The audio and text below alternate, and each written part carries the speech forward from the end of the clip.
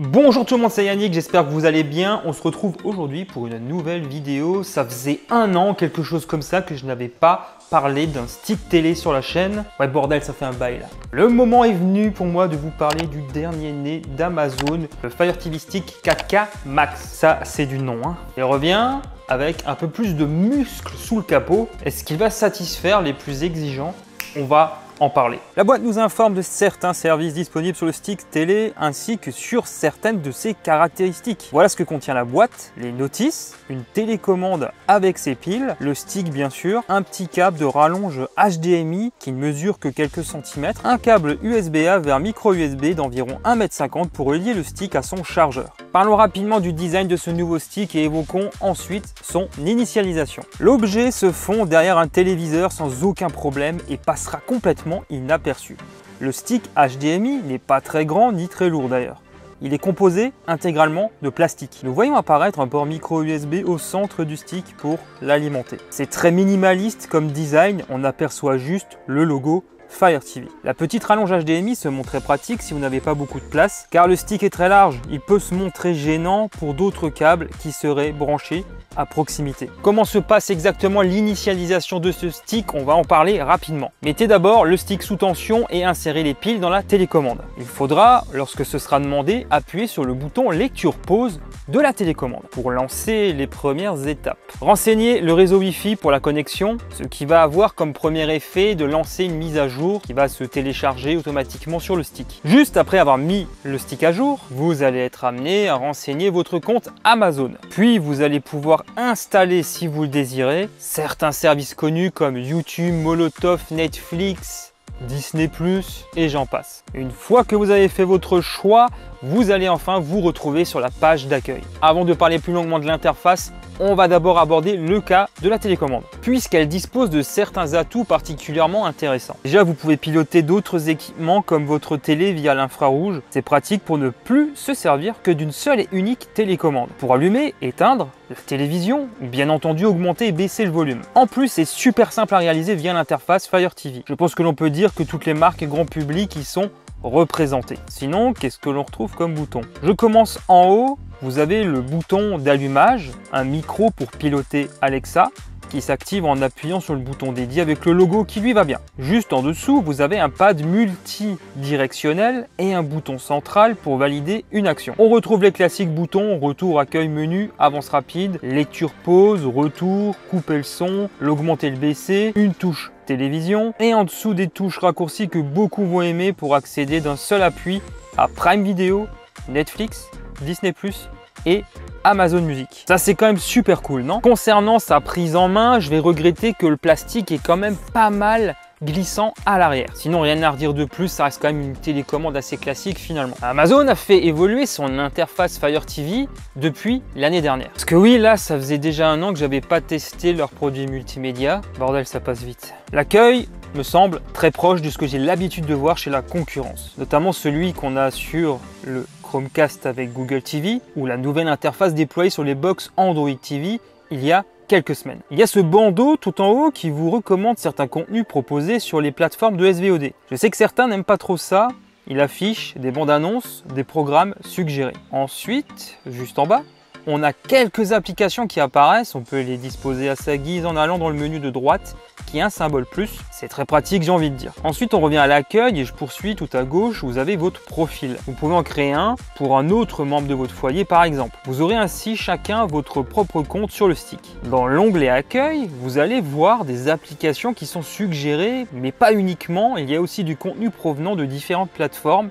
comme ici Prime, OCS, etc. Dans Trouver, vous allez avoir accès au contenu sous forme de thématique, mais vous pouvez aussi faire des recherches si vous le voulez. Accéder à l'Amazon App Store pour retrouver de nouvelles applications et des jeux. Je vais vous citer quelques applications importantes désormais disponibles.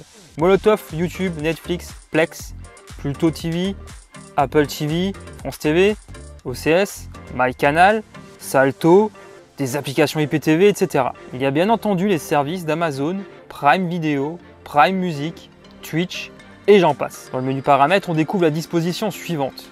Notifications, les réglages de compte et des profils, réseau pour changer de point d'accès Wi-Fi. Dans affichage et son, vous allez pouvoir gérer votre économiseur d'écran, le style, le délai avec date et horloge ou non. Affichage pour modifier la définition, calibrer l'écran et gérer le HDR, voire le désactiver si vous le désirez. Voici le réglage audio.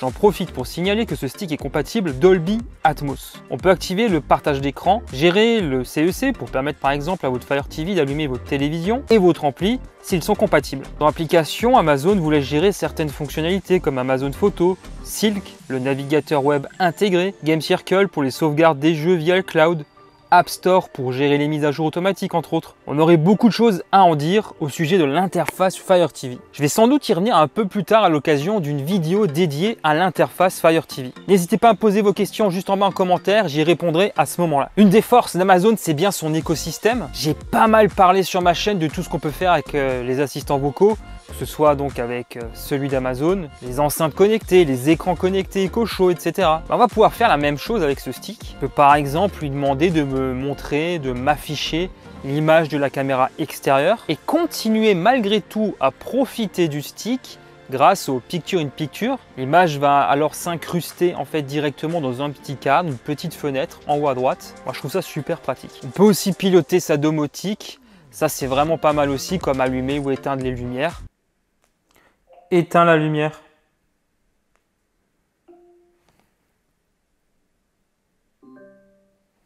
C'est le stick le plus puissant vendu par Amazon, c'est d'ailleurs inscrit sur leur boîte. Notre stick lecteur multimédia en streaming 4K le plus puissant. De plus, ce stick se montre compatible Wi-Fi 6. Amazon insiste énormément sur ces deux choses, Wi-Fi 6 et puissance. Cela apporte-t-il quelque chose à l'expérience ou n'est-ce que pur marketing? On va voir ça. Le stick intègre le SoC MediaTek 8696. Dans les faits, le gain de puissance par rapport à l'ancienne génération ne semble pas dinguissime non plus. 1,7 GHz pour le stick 4K standard contre 1,8 GHz pour le max sur le CPU quad-core. Et on passe de 650 à 750 MHz pour le processeur graphique. Chez Amazon, la box Fire TV Cube reste la plus puissante à ce jour avec un SoC Seeker et un GPU plus performant. Le Fire TV Stick 4K Max embarque aussi 2 Go de RAM et 8 Go de stockage. À titre personnel, j'ai un très bon ressenti en ce qui concerne la puissance disponible sur ce stick. L'interface se montre agréable à utiliser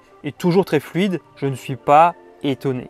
On peut naturellement jouer sur ce stick. Même si je ne suis pas adepte de la pratique, Amazon permet d'ajouter des manettes de jeu en Bluetooth, ce qui on est d'accord est sans doute plus pratique que la télécommande. Voici le résultat à l'écran obtenu à l'occasion de quelques benchmarks. Ça reste solide en termes de performance. Ce stick est compatible Wi-Fi 6. Si vous avez un routeur ou une box opérateur compatible, ça va ajouter un petit surcroît de puissance. Maintenant, à titre perso, je ne vois pas la différence avec le Wi-Fi 5. Tout s'exécute rapidement et sans aucun lag. Les gros contenus 4K HDR10 Plus ou Dolby Vision sont pris en charge sur ce stick. J'imagine que c'est surtout les gros consommateurs bien équipés qui sont surtout visés par cette mise à jour du stick.